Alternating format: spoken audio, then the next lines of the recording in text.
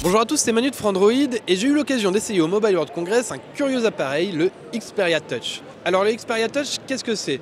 C'est un projecteur interactif sous Android capable de projeter l'interface sur n'importe quelle surface, que ce soit une table ou un mur.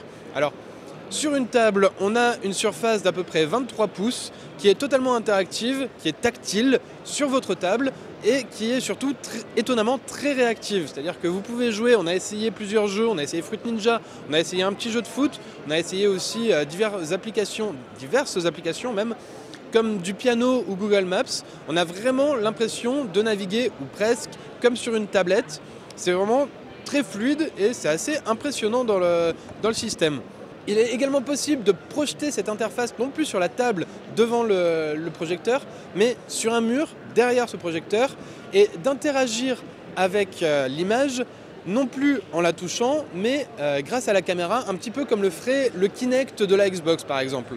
Donc vous levez le doigt, votre doigt est reconnu, plus ou moins bien, et ça vous permet, en faisant plusieurs gestes de pincement, de naviguer sur votre interface. Dernier petit détail, le Xperia Touch permet également de jouer en remote play avec sa PS4.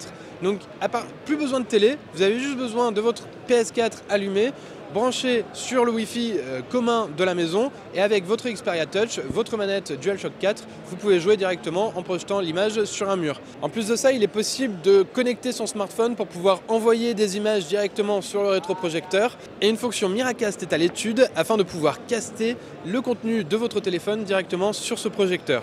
À l'intérieur de ce Xperia Touch, on retrouve un Snapdragon 650, 3 Go de RAM, le tout contenu dans une coque très petite qui permet de le transporter un peu n'importe où. Il fonctionne sur batterie. Alors par contre, l'autonomie, on ne sait pas encore de combien elle est. Donc il faudra patienter encore un petit peu pour savoir combien de temps on pourra projeter des images sur sa table ou sur son mur.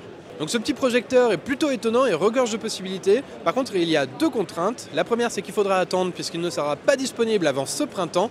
Et la deuxième, c'est son prix qui est quand même de 1 500 €.